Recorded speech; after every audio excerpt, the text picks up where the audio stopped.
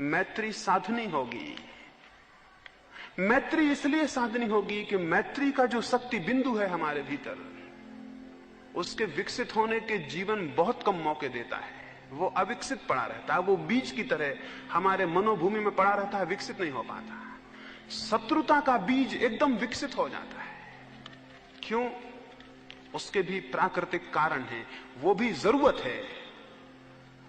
वो जरूरत जरूर है, लेकिन जीवन भर की संगी और साथी जरूरत नहीं है। उसे एक दिन जरूरत है, एक दिन छोड़ देने की भी जरूरत है। बच्चा जब पैदा होता है, पैदा होते से ही वो जो अनुभव करता है, पैदा होते से जो उसे अनुभव होता है वो प्रेम का नहीं होता।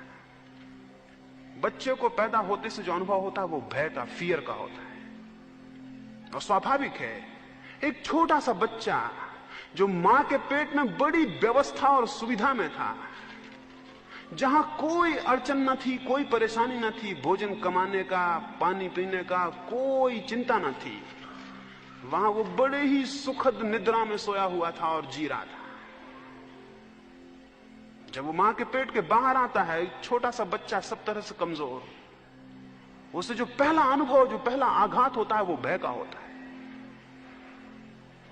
और अगर भय का आघात हो तो जिनको वो देखता है उनके प्रति प्रेम पैदा नहीं होता, उनसे डर पैदा होता, और जिनसे डर पैदा होता उनके प्रति घृणा। इसे नियम समझ लें, भय कभी प्रेम नहीं पैदा करता है। किसी ने अगर कहा हो कि भय के बिना प्रीति नहीं होती, तो बिल्कुल गलत कहा है। भय हो तो प्रीत हो ही नहीं सकती। भय में कभी प्रीत नहीं होती, और ऊपर से प्रीति अगर दिखाई भी जाए तो भीतर अप्रीति होती है। इस दुनिया में जितनी प्रीति हम देखते हैं वो अधिकतर भय पर खड़ी हुई है, और भय पर जो प्रीति खड़ी हुई है वो झूठी है। इसलिए ऊपर से प्रीति रहती है, भीतर से घृणा सरकती रहती है। हम जिन जिन को प्रेम करते हैं उन्हीं को घृणा भी करते हैं, क्योंकि प्रीति ऊपर होती है, घृणा नीचे होती है, क्योंकि हम उनसे भयभीत होते हैं। स्मरण रखें, जो व्यक्ति किसी को भयभीत कर रहा है वो अपने प्रेम पाने के अवसर खो रहा है। अगर पिता अपने पुत्र को भयभीत कर रहा है, वो उसके प्रेम को नहीं पा सकेगा। अगर पति अपनी पत्नी को भयभीत कर रहा है, वो उसके प्रेम को नहीं पा सकेगा। वो प्रेम का अभिनय पा सकता है, प्रेम नहीं पा सकेगा, क्योंकि प्रेम केवल अभय में विकसित होता है, भय में विकसित नहीं होता है। बच्चे का जैसे जन्म होता है वो भय को अनुभव करता है, और इसलिए उसकी शत्रुता के बिंदु तो सक्रिय हो जाते हैं, प्रेम के बिंदु सक्रिय नहीं हो पाते। प्रेम के बिंदु अधिकतर लोगों के जीवन भर बिना सक्रिय हुए ही समाप्त हो जाते हैं, क्योंकि जीवन उनका कोई मौका नहीं देता। जिसे आप प्रेम करके जानते हैं वो भी प्रेम नहीं है, वो भी केवल काम वासना है, वो भी केवल काम वासना है, वो भी प्रेम नहीं है। प्रेम तो केवल साधना से विकसित होता है।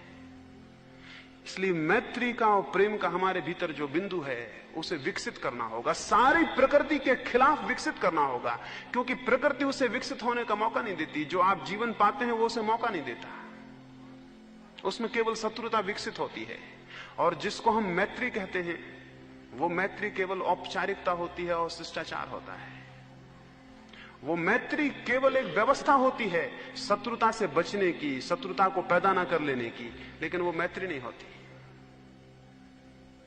मैत्री बड़ी अलग बात है।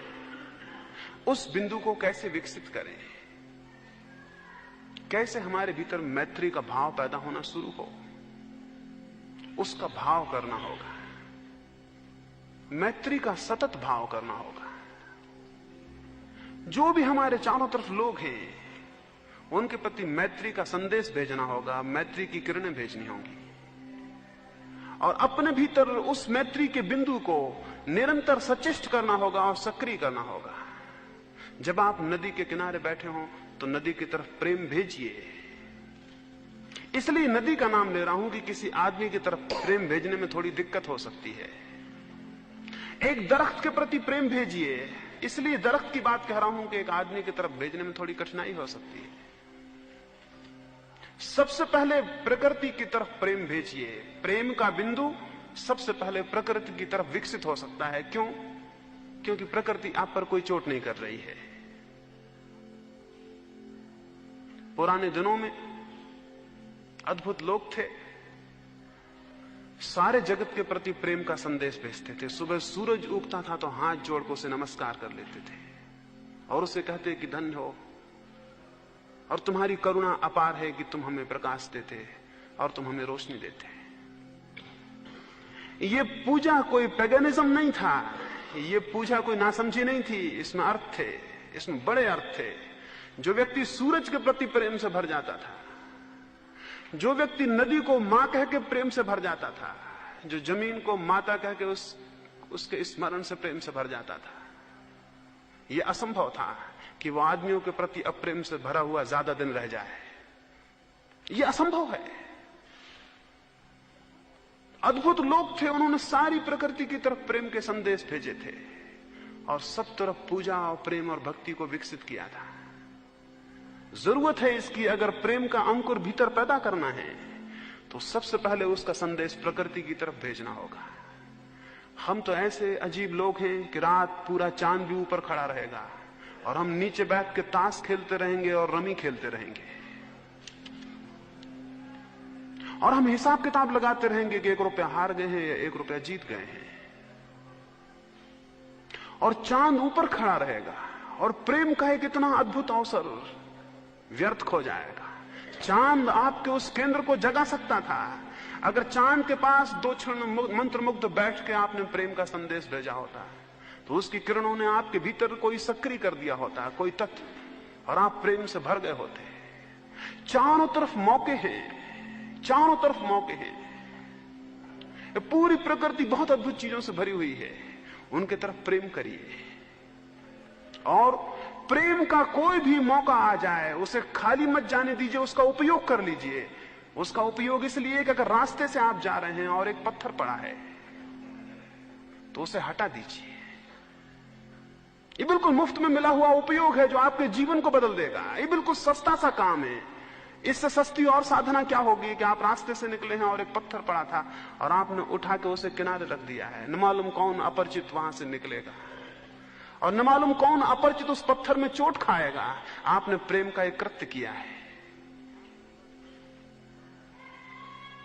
मैं आपको इसलिए कह रहा हूं, बड़ी छोटी छोटी बातें जिंदगी में प्रेम के तत्व को विकसित करती हैं।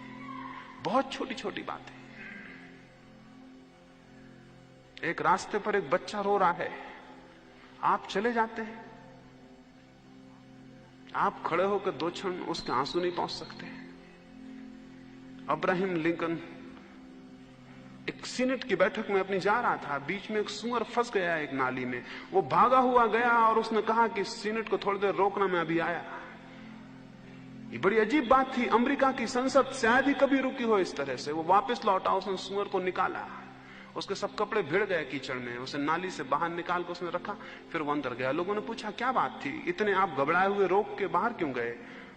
उसने कहा एक प्राण संकट में था। ये प्रेम का कितना सरल सा कृत्य था, लेकिन कितना अद्भुत है।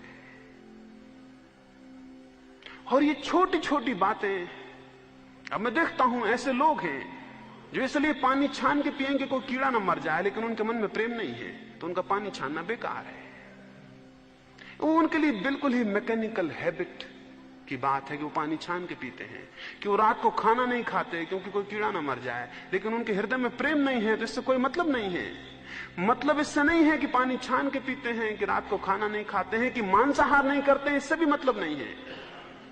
एक ब्राह्मण या एक जैन या एक बौद्ध मांसाहार नहीं करेगा तो ये मत समझ लें कि उसका मन प्रेम से भरा हुआ है। ये केवल आदत की बात है, ये केवल वंश परंपरागत सुनी हुई बात है, समझी हुई बात है, लेकिन उसके मन में प्रेम नहीं है। हां, अगर ये आपके प्रेम से विकसित हो तो ये अद्भुत बात हो जाएगी। अहिंसा तब परम धर्म है जब वो प्रेम से विकसित हो। अगर वो ग्रंथों को पढ़ के और किसी संप्रदाय को मान के विकसित हो जाए, वो कोई धर्म ही नहीं है। तो जीवन में बड़े छोटे छोटे काम हैं, बड़े छोटे छोटे काम हैं, पर हम भूल ही गए हैं। यानी मैं आपसे ये कहता हूं, जब आप किसी के कंधे पे हाथ रखते हैं तो अपने सारे हृदय के प्रेम को अपने हाथ से उसके पास भेजें।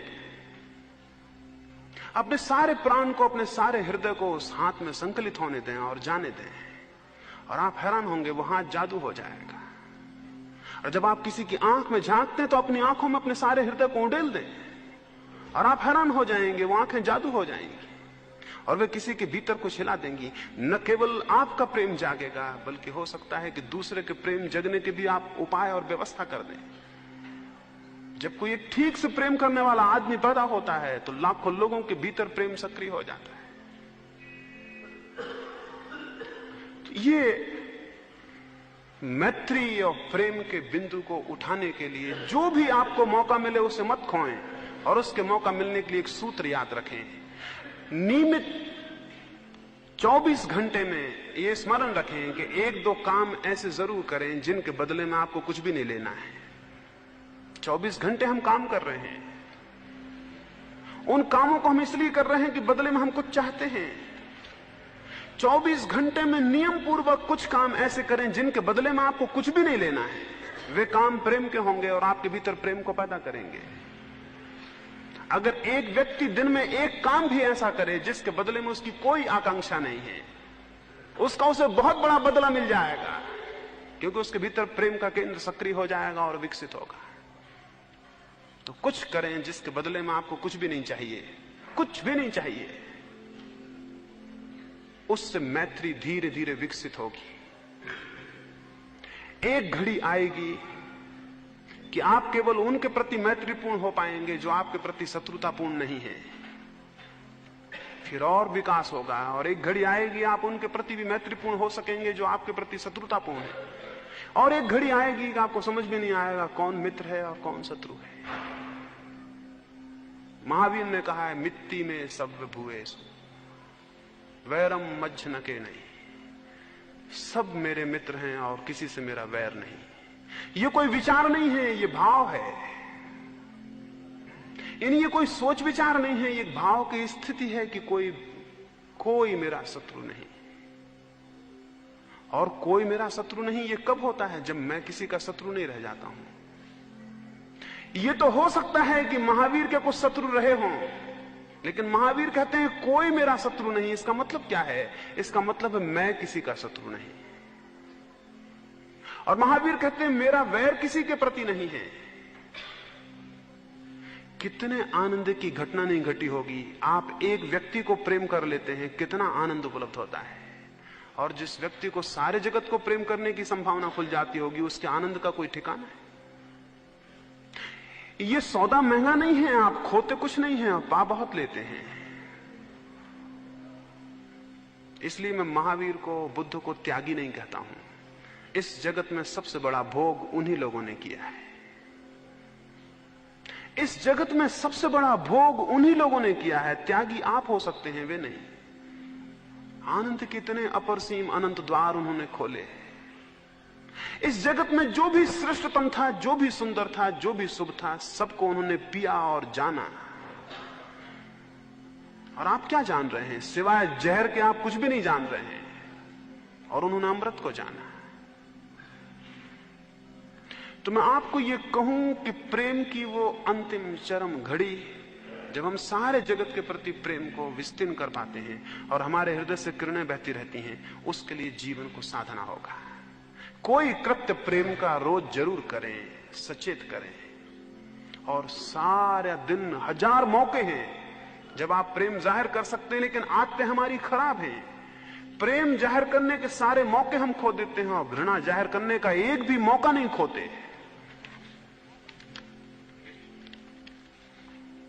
घृणा जाहिर करने के जितने मौके खो सकें उतना शुभ है, और प्रेम जाहिर करने के जितने मौके पकड़ सकें उतना शुभ है। घृणा के मौके को खाली जाने दें, एकाध मौके को सचेत होकर खाली जाने दें, और प्रेम के एकाध मौके को सचेत